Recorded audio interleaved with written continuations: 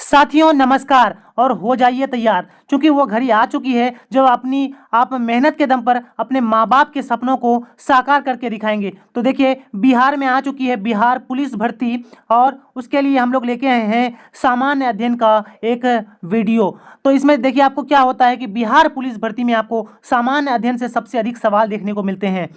ठीक है, तो देखिए हम लोग रेगुलर वीडियोस लाते रहेंगे बिहार पुलिस से संबंधित। अगर आप चाहते हैं कि आप अपनी तैयारी को पूरा करें तो हमारे चैनल के साथ जुड़ जाइए, रेगुलर वीडियोस का मजा लीजिए और अपनी तैयारी को पूरा कीजिए। तो चलिए हम लोग शुरू करते हैं पहले सवाल से। देखिएगा पहला सवाल क्या है कि पंचतंत्र के लेखक कौन हैं? विष्णु शर्मा, भास, विशाखा दत्त या अमर सिंह? तो देखिए पंचतंत्र के लेखक कौन है? विष्णु शर्मा है। ऑप्शन ए इसका करेक्ट आंसर हो जाएगा, विष्णु शर्मा हो जाएगा। वहीं आपके बारे में बात करें विशाखा दत्त, तो विशाखा दत्त ने मुद्रा राक्षस नामक पुस्तक की रचना करी थी। ठीक है। अमर सिंह ने अमर कोश का रचना किया था। किसका? अमर कोश का रचना किया था। ये सब आपको ध्यान रखना है। देखिए आपको यहाँ पे जो बताया जा रहा है ऑप्शन को भी ध्यान रखना है, और उसके साथ साथ जो डिस्कशन दिया जा रहा है आपको उसको कॉपी में नोट करते हुए चलना है ताकि आपको अच्छे से याद रहे। ठीक है। तो पंचतंत्र के लेखक कौन हो जाएंगे? विष्णु शर्मा हो जाएंगे। विशाखा दत्त जो है ये मुद्रा राक्षस के लेखक हैं, और अमर सिंह जो है ये अमर कोश के लेखक हैं। ध्यान रखना है सारी बातें आपको। चलिए दूसरे सवाल में बढ़ते हैं। दूसरा सवाल है कि संविधान में कितने प्रकार के संशोधन हो सकता है? तो देखिए संविधान में कुल 3 प्रकार के संशोधन होते हैं। कितने प्रकार के? 3 प्रकार के, यानी ऑप्शन ए इसका करेक्ट आंसर हो जाएगा। ठीक है। अगर इन संशोधनों के बारे में बात करें तो पहला जो संशोधन होता है वो संसद में साधारण बहुमत से होता है। क्या होता है? संसद में साधारण बहुमत। साधारण बहुमत मतलब क्या होता है कि जब 50% से अधिक लोग इसमें सहमति जता देते हैं तो ये साधारण माना जाता है। ठीक है। वहीं दूसरा होता है विशेष बहुमत। विशेष बहुमत में क्या होता है कि जब संसद के 2/3 सदस्य, विशेष में क्या होता है, विशेष बहुमत में संसद के 2/3 सदस्य अगर इसमें सहमति जता देते हैं तो ये विशेष बहुमत से संविधान में संशोधन हो सकता है। तीसरा है कि विशेष बहुमत और आधे से अधिक राज्यों के विधानमंडल की सहमति से। ठीक है। विधानमंडल की सहमति से। तो ये 3 प्रकार के जो है संशोधन हो सकते हैं, ये आपको ध्यान रखना है। पहला क्या? तो संसद में साधारण विधेयक से, दूसरा विशेष बहुमत से, और आधे से अधिक राज्यों या विधानमंडल के सहमति से। ठीक है। चलिए आगे बढ़ते हैं। तो देखिएगा अगला सवाल क्या है कि लुई 16वां को कब फांसी दी गई थी? 1792, 1793, 1794 या 1795? तो आप लोगों ने फ्रांस की क्रांति पढ़ी होगी। फ्रांस की क्रांति में आपने लुई 16वां के बारे में जरूर पढ़ा होगा, क्योंकि इन्हीं के विरुद्ध में क्रांति की गई थी। तो लुई 16वां के बारे में आपको पूछा जा सकता है कि ये किस वंश का शासक था? तो यह बुर्बो वंश का शासक था। किस वंश का? बुर्बो वंश का शासक था। काफी ज्यादा निरंकुश शासक था और खर्चीला शासक था। हमेशा अपने ही बारे में सोचता था। वह कहता था कि मैं ही राजा हूं और मैं ही राज्य हूं, मेरी ही बातें सबको माननी पड़ेंगी। ठीक है। तो इस वंश यानी कि इस लुई 16वां का मृत्यु कब हुआ था? तो इसका मृत्यु हुआ था 1793 ईस्वी में से फांसी दी गई थी। ठीक है। ऑप्शन 20 का करेक्ट आंसर हो जाएगा। चलिए आगे बढ़ते हैं।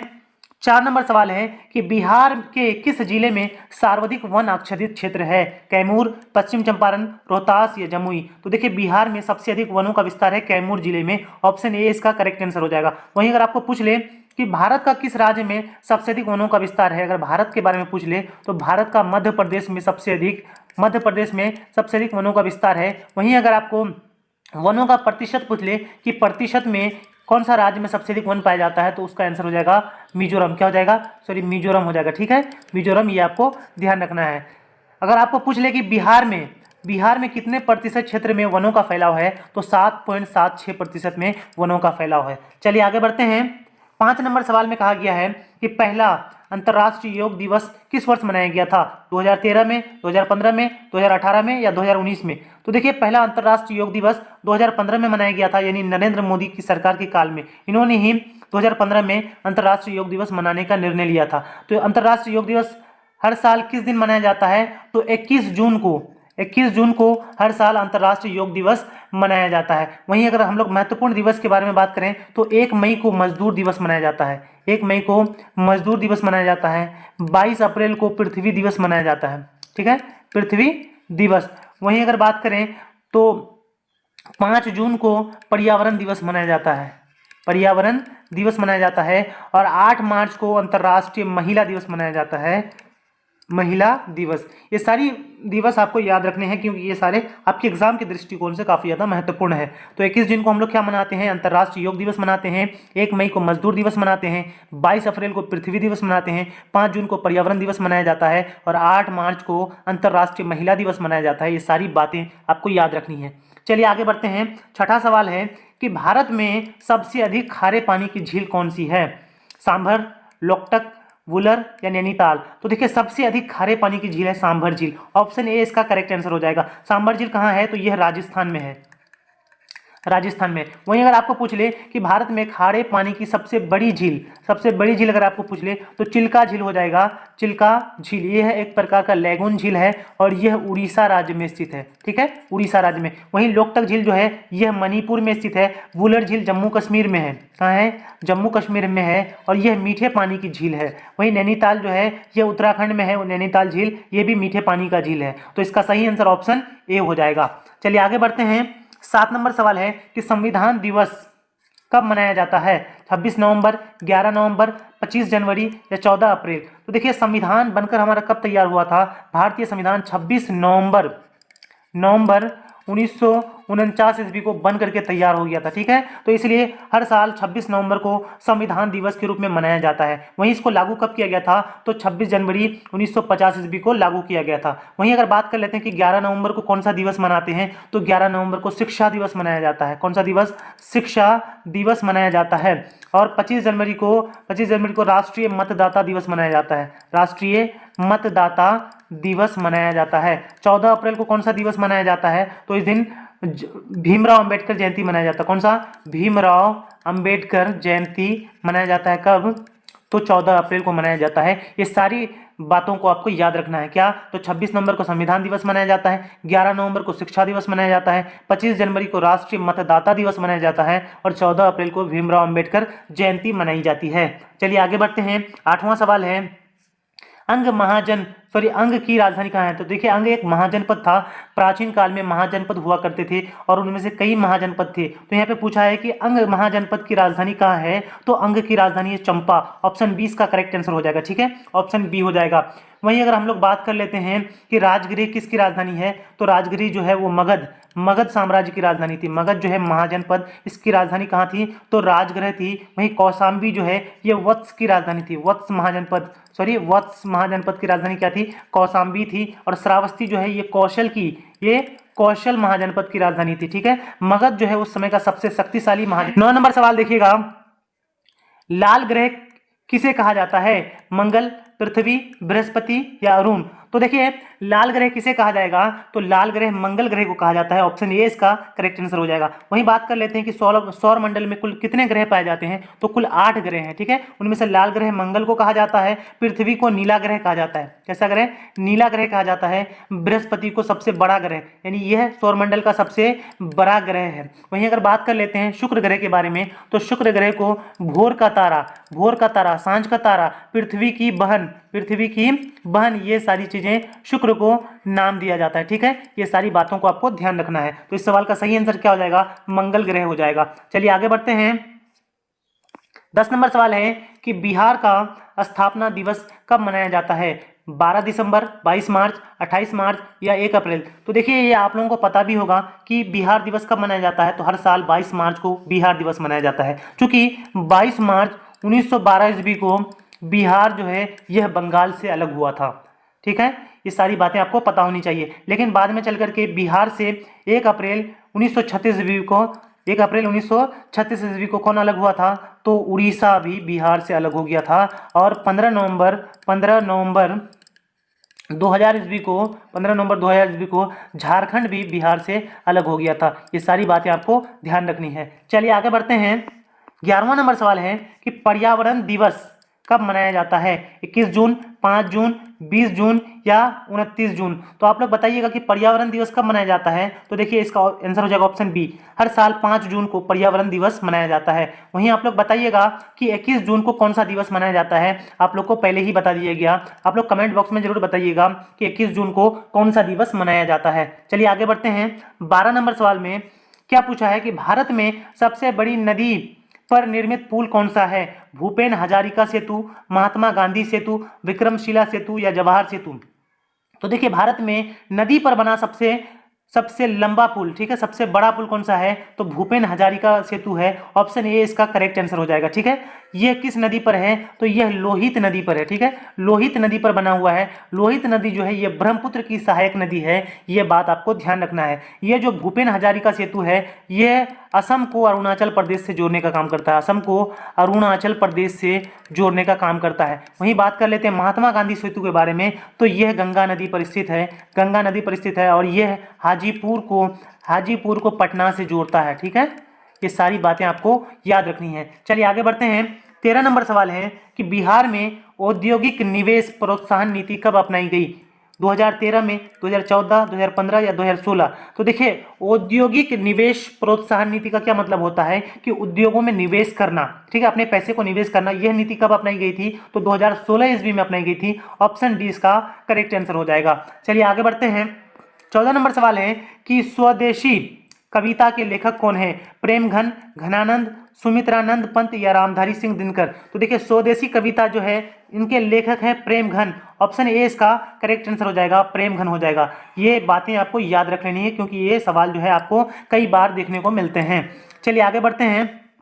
15 नंबर सवाल है कि संविधान सभा का गठन कब हुआ था? जुलाई 1946, अगस्त 1946, नवंबर 1946 या जून 1947? तो देखिए भारत आज़ाद होने से पहले ही भारत में संविधान सभा का गठन किया गया था, पर नवंबर 1946 ईस्वी को संविधान सभा का गठन किया गया था, यानी सी ऑप्शन इसका करेक्ट आंसर हो जाएगा। वहीं बात कर लेते हैं कि संविधान सभा का पहला बैठक कब किया गया था? तो 9 दिसंबर 1946 ईस्वी को संविधान सभा का पहला बैठक आयोजित किया गया था और इसके अध्यक्ष जो है उस समय अस्थायी अध्यक्ष बनाए गए थे। आपको पूछ लिया जाएगा कि संविधान सभा के अस्थायी अध्यक्ष कौन थे, तो आपको याद रखना है डॉक्टर सच्चिदानंद सिन्हा जो है वो संविधान सभा के अस्थायी सदस्य थे, ठीक है। वहीं इसका दूसरा बैठक, संविधान सभा का दूसरा बैठक 11 दिसंबर 1946 को आयोजित किया गया था और इसमें डॉक्टर राजेंद्र प्रसाद को संविधान सभा का अस्थायी सदस्य बना दिया गया था। कैसा सदस्य? अस्थायी सदस्य बना दिया गया था।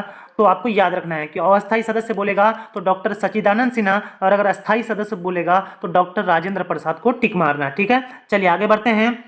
16 नंबर सवाल है कि फ्रांसीसी क्रांति कब हुई थी? देखिए हम लोगों ने एक सवाल ऑलरेडी फ्रांसीसी क्रांति पर देखा था कि यहाँ पे लुई 16वां का शासन था। कहाँ किसका था? तो लुई 16वां का शासन था। और फ्रांस की क्रांति कब हुई थी? तो 1789 ईस्वी में हुई थी। ऑप्शन बी इसका करेक्ट आंसर हो जाएगा। चलिए आगे बढ़ते हैं। 17 नंबर सवाल में पूछा है कि भारत में गेहूं उत्पादन में बिहार का स्थान कौन सा है? दूसरा, तीसरा, छठा या पांचवा? तो देखिए बिहार में गेहूं का उत्पादन जो होता है वो कम मात्रा में होता है, इसलिए ये छठे नंबर पे आता है। ऑप्शन सी इसका करेक्ट आंसर हो जाएगा। वहीं अगर बात करते हैं कि गेहूं उत्पादन में प्रथम स्थान पर कौन आता है, तो प्रथम स्थान पर आता है उत्तर प्रदेश, ठीक है। उत्तर प्रदेश जो है गेहूं के उत्पादन में सबसे पहले स्थान पर आता है। चलिए आगे बढ़ते हैं। 18 नंबर सवाल में पूछा गया है कि आईपीएल 2024 के फाइनल में कोलकाता नाइट राइडर्स ने किसे हराया था? देखिए आईपीएल 2024 से आपको सवाल देखने को मिला था, तो 2025 से भी आपको सवाल देखने को मिल सकता है। तो 2025 में हम लोग करंट अफेयर्स का एक विशेष जो है आपके लिए एक सेशन लेके आएंगे, तो उसमें आप लोगों को बताया जाएगा। अभी फिलहाल जो है वो क्या चल ही रहा है आईपीएल, तो आप लोगों को बाद में बता दिया जाएगा कि कौन जो है फाइनल में जीतता है। तो यहाँ पर अगर 2024 के बारे में बात करें तो इसमें कोलकाता नाइट राइडर्स ने सनराइजर्स हैदराबाद को हरा करके अपनी जीत हासिल की थी, आईपीएल 2024 के लिस्ट में अपना नाम दर्ज कराया था। तो ऑप्शन ए इसका करेक्ट आंसर हो जाएगा। चलिए आगे बढ़ते हैं। 19 नंबर सवाल है कि झरोखा दर्शन शुरू किया बलबन, हुमायूं, अकबर या शाहजहां? तो सबसे पहले आप समझ जाइए कि झरोखा दर्शन किसे कहा जाता है। तो झरोखा दर्शन जो क्या होता है, एक तरीका है बालकनी से संबोधित करने का, यानी राजा लोग जो है वो बालकनी से अपनी प्रजा को संबोधित करते हैं, तो इसी प्रक्रिया को झरोखा दर्शन कहा जाता है, ठीक है। और इसकी शुरुआत किसने करी थी? तो राजा अकबर ने करी थी। ऑप्शन सी इसका सही आंसर हो जाएगा, अकबर हो जाएगा। चलिए आगे बढ़ते हैं। 20 नंबर सवाल में पूछा गया है कि राष्ट्रीय मतदाता दिवस कब मनाया जाता है? 25 जनवरी, 9 जनवरी, 12 जनवरी या 10 जनवरी? तो देखिए राष्ट्रीय मतदाता दिवस कब मनाया जाता है? तो हर साल 25 जनवरी को राष्ट्रीय मतदाता दिवस मनाया जाता है, यानी ऑप्शन ए इसका करेक्ट आंसर हो जाएगा, 25 जनवरी को हो जाएगा। वहीं 9 जनवरी को क्या मनाया जाता है? तो प्रवासी भारतीय दिवस मनाया जाता है, प्रवासी भारतीय दिवस मनाया जाता है, क्योंकि इस दिन महात्मा गांधी 9 जनवरी 1915 ईस्वी को दक्षिण अफ्रीका से भारत वापस लौटे थे। 12 जनवरी को क्या मनाया जाता है? तो 12 जनवरी को आप लोग बताइएगा क्या मनाया जाता है? 10 जनवरी को विश्व हिंदी दिवस मनाया जाता है। क्या मनाया जाता है? विश्व हिंदी दिवस मनाया जाता है। ये सारी सवाल आपको पूछ सकते हैं, तो ये आपको ध्यान रखना है। चलिए आगे बढ़ते हैं। 21 नंबर सवाल है कि भारत का केंद्रीय बैंक कौन सा है? आरबीआई, एसबीआई, पीएनबी या बीओबी? तो देखिए भारत का केंद्रीय बैंक किसे कहा जाता है? तो आरबीआई को कहा जाता है, यानी रिजर्व बैंक ऑफ इंडिया को केंद्रीय बैंक कहा जाता है। इसे बैंकों का बैंक भी कहा जाता है, क्योंकि भारत में मुद्रा जारी करने का कार्य कौन करता है? तो आरबीआई ही करता है। बात कर लेते हैं आरबीआई की स्थापना के बारे में। तो आरबीआई की स्थापना कब हुई थी? 1 अप्रैल 1935 ईस्वी में आरबीआई की स्थापना हुई थी। अगर इसके राष्ट्रीयकरण के बारे में बात करें, इसका राष्ट्रीयकरण कब किया गया था?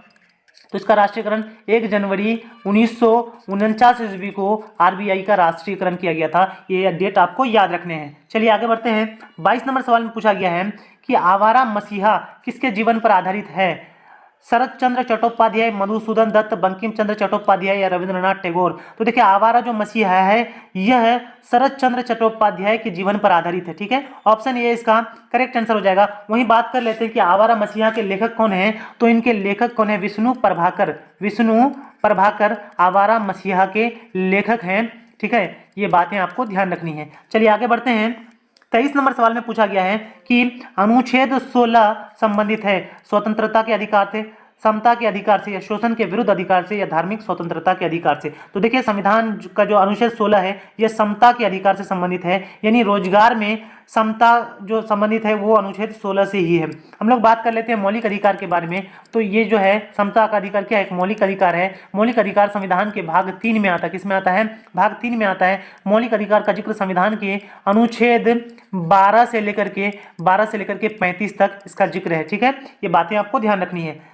अगर वहीं बात कर लेते हैं कि मौलिक अधिकार की प्रेरणा किस देश से ली गई है? तो यह अमेरिका से ली गई है। कहाँ से? अमेरिका से मौलिक अधिकार की प्रेरणा ली गई है। चलिए आगे बढ़ते हैं। 24 नंबर सवाल है कि कोसी नदी की सहायक नदी कौन सी नहीं है? अरुण, सप्तकोसी, तमूर कोसी या शारदा? तो देखिए इन सब में कोसी जुड़ा हुआ है, तो ये सारी जो है कोसी नदी की सहायक नदी है, और अरुण भी कोसी नदी की सहायक नदी है। लेकिन इनमें बोला है कि इनमें कौन सहायक नदी नहीं है? तो ऑप्शन डी इसका करेक्ट आंसर हो जाएगा, शारदा। शारदा जो है ये कोसी नदी की सहायक नदी नहीं है। शारदा नदी का दूसरा नाम काली नदी है। ठीक है, काली नदी यह नेपाल से इसका उद्गम होता है, और ये जो है ये बिहार में प्रवेश करती, मतलब शारदा जो है ये किसकी सहायक नदी है? तो घाघरा की सहायक नदी कौन सी है? घाघरा की सहायक नदी है शारदा। ठीक है, ये बात आपको ध्यान रखनी है। चलिए आगे बढ़ते हैं।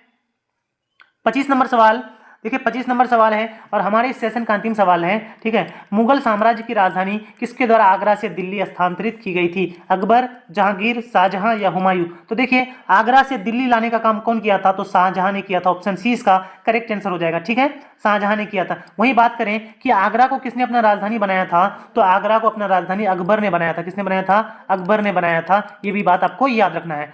ठीक है, तो आज के इस वीडियो में हम लोगों ने कुल 25 सवालों को देखा, जो आपके एग्जाम के दृष्टिकोण से काफ़ी ज़्यादा इंपॉर्टेंट है, और ये आपके एग्जाम में पूछे भी गए हैं। इसी तरह के सवाल आपको पूछे जाते हैं। अगर आपको इस तरह का डिस्कशन वाला सेशन चाहिए तो हमारे इस वीडियो को लाइक कर दीजिए। ठीक है, लाइक कर दीजिए और हमारे चैनल को सब्सक्राइब कर लीजिए। इसी तरह की वीडियोज़ आती रहेंगी। ठीक है, मिलते हैं अगले वीडियो में, तब तक के लिए जय हिंद, जय भारत।